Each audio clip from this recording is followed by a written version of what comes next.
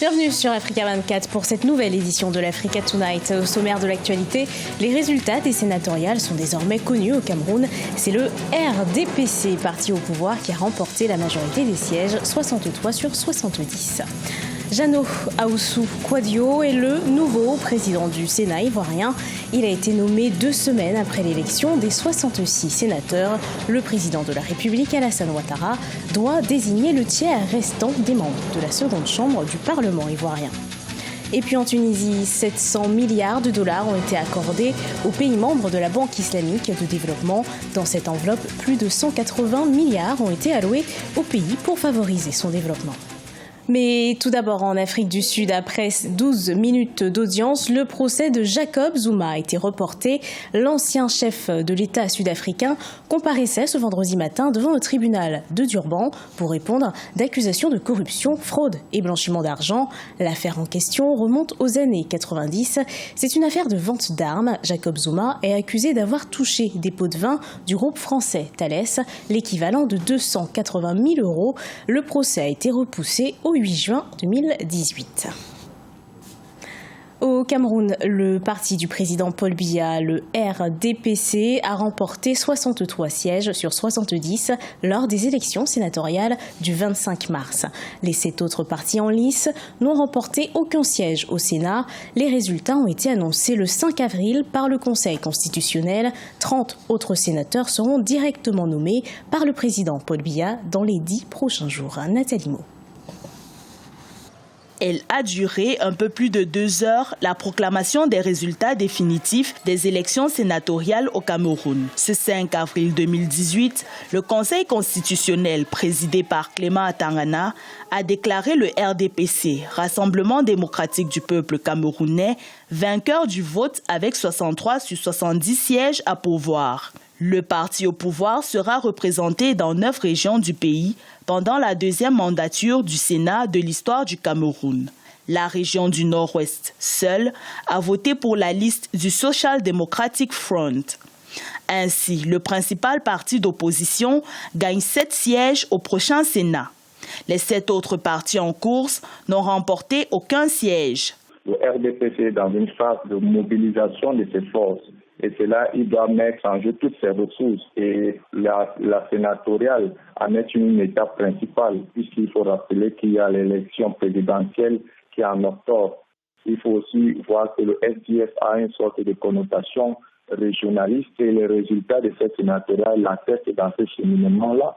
Donc il faut voir cela comme une sorte de message que les électeurs essaient de passer à l'endroit de ces partis de l'opposition qui n'arrivent plus à avoir une sorte de crédibilité. Ces résultats confirment les chiffres provisoires qui étaient déjà connus le 25 mars à la fermeture des bureaux de vote. Le scrutin a connu un taux de participation de 97,36% et un taux d'abstention de 2,64% sur toute l'étendue du territoire national, selon des chiffres publiés par Elections Cameroun et l'ECAM, l'organe en charge de l'administration du processus électoral. Le seul fait marquant à la clôture de cette échéance électorale est la contre-performance du SDF. En effet, ce parti a perdu 7 sièges par rapport à la mandature précédente. Il faut comprendre en cette baisse de performance du SDF sur un autre an. Pourquoi? Parce que le SDF a connu en son sein plusieurs factions. Et ces factions-là qui ont connu des différends, qui ont fait en sorte que le SDF perde un peu en crédibilité. Mais de plus en plus, il faut aller voir plus loin dans la crise que connaissent les partis de l'opposition qui de plus en plus n'arrivent pas à se fédérer à une sorte de parti politique ou à se fédérer autour d'une seule personne. Le Sénat camerounais est composé de 100 membres, soit 70 sénateurs élus et 30 nommés par le président de la République. En respect du calendrier parlementaire, le décret de nomination des membres restants de la Chambre haute du Parlement est attendu au plus tard le 15 avril prochain. Jano Ahoussou Kouadio est élu président du Sénat en Côte d'Ivoire. La nouvelle chambre du Parlement a procédé à l'élection de son président 2 semaines après l'élection des 66 sénateurs. Elle a eu lieu au cours d'une séance inaugurale à Yamoussoukro, la capitale administrative de la Côte d'Ivoire. Olivier Conan. Jeannot Ahoussou-Kouadio est le président du Sénat, la seconde chambre du Parlement ivoirien. Candidat unique de la coalition du RHDP, Rassemblement des oufouettistes pour la démocratie et la paix, il a été plébiscité par les sénateurs, élu le 24 mars 2018. Il a obtenu 65 voix sur 66 votants. Le Sénat a été instauré par la Constitution de la Troisième République pour constituer le pouvoir législatif avec l'Assemblée nationale. Son président promet travailler à la défense des intérêts du peuple et des collectivités territoriales. Nous allons nous employer pour que le Sénat ivoirien puisse prendre sa place totale dans le cadre des institutions de la Côte d'Ivoire et travailler pour le renforcement de la démocratie, mais surtout travailler pour le rassemblement des Ivoiriens, le rassemblement des filles et fils de ce pays qui n'en ont plus que besoin, car on ne peut bâtir un pays que dans la concorde, dans l'union et dans la fraternité. Les nouveaux sénateurs sont prêts à démontrer l'intérêt de la création de cette nouvelle chambre du Parlement par la qualité du travail législatif. Certains regrettent que les femmes ne soient pas représentées en grand nombre au Sénat. Et le message que nous voulons avoir à la Côte d'Ivoire, c'est un message d'efficacité et d'union. Parce que nous savons que sans l'union ni la paix, nous ne pourrons pas développer le pays. Nous devons à la génération future une Côte d'Ivoire réunifiée totalement dans son concept, dans sa vision, dans sa direction. On n'est que 8 sur 66 pour le moment, mais on se dit que l'espoir est permis et que la prochaine fois on sera un peu plus, sans compter que le président va nommer 33 sénateurs et on espère qu'il emmènera certaines... La composition du Sénat ivoirien n'est pas encore complète. Le président de la République doit nommer 33 nouveaux sénateurs, une prérogative que lui confère la Constitution. À noter que le Sénat compte pour l'instant 50 membres issus du RHDP et 16 sénateurs indépendants. Les partis d'opposition ont boycotté le scrutin du 24 mars et ne sont pas représentés au Sénat. Pour les observateurs, la nomination de membres de l'opposition donnerait plus de crédibilité au Sénat ivoirien. Au Burkina Faso, 14 avocats de la défense démissionnent dans le procès du putsch manqué de septembre 2015.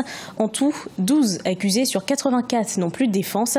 Les avocats démissionnaires accusent le tribunal de partialité et dénoncent un procès inéquitable. La partie civile, de son côté, estime que la défense veut bloquer le procès et déploie des manœuvres pour ne pas rentrer dans le fond du dossier. L'audience a été reportée au 9 mai prochain. 184 millions de dollars ont été octroyés à la Tunisie. Cette somme a été accordée à l'issue de la 43e édition des réunions annuelles de la Banque islamique de développement qui s'est clôturée le 5 avril. Une somme conséquente que le gouvernement de Youssef Chahed compte injecter dans l'application de sa récente loi baptisée Startup Act. Une loi qui vise à dynamiser l'écosystème des startups tunisiennes. Gladys Mouyomba. 184 millions de dollars. C'est le montant des accords financiers signés entre la Tunisie et la Banque islamique de développement aux 43e réunion annuelle de l'institution financière à Tunis. Une aubaine pour la Tunisie qui a adopté le 2 avril 2018 la loi baptisée Startup Act qui vise à dynamiser l'écosystème des startups tunisiennes. La promulgation de cette loi est en conformité parfaite avec les orientations de la Banque islamique de développement qui a lancé un nouveau fonds baptisé Transform doté de plus de 500 millions de dollars. Le soutien de la Banque islamique de développement vers la Tunisie se confirme. L'institution financière soutient l'économie tunisienne dans plusieurs autres secteurs, à savoir l'énergie, la santé, l'éducation ou encore le développement du secteur privé. Des investissements qui auraient atteint 3,2 milliards de dollars selon les autorités tunisiennes. La BID a décidé de donner un coup de pouce en termes de sous, d'accord, mais en termes de financement, mais aussi en termes d'indication de l'orientation que la Tunisie devrait continuer à suivre. Investir dans l'industrie d'intelligence n'a pas de limite, n'a pas de frontières. Les plus motivés, les plus travailleurs, les plus intéressants réussiront. Et s'il y a un début d'une autre Silicon Valley à El Ghazala, eh bien, la BID aurait joué un rôle important, non pas quantitativement par les masses d'argent qu'il met là-dedans, mais surtout qualitativement. La Banque islamique de développement compte 57 pays membres. Depuis sa création en 1975, les relations entre l'institution bancaire et la Tunisie se font de plus en plus étroites et diversifiées. Chaque année, ce sont près de 750 millions de dinars qui sont investis dans les accords concernant le financement de grands projets tunisiens. Un mot de sport pour terminer ce journal. Les dates de la CAN U20 sont désormais connues. Selon la Confédération africaine de football, la compétition se déroulera du 2 au 17 février 2019 au Niger. 8 pays africains participeront à ce tournoi. Le Niger est qualifié d'office. Les 7 autres pays devront passer par des qualifications qui ont démarré le 31 mars dernier avec les matchs allés. 40 pays sont engagés. Ce journal a été préparé par l'ensemble de la rédaction. Merci de l'avoir suivi. Retrouvez dans un instant une nouvelle édition de l'actualité sur Africa Radio.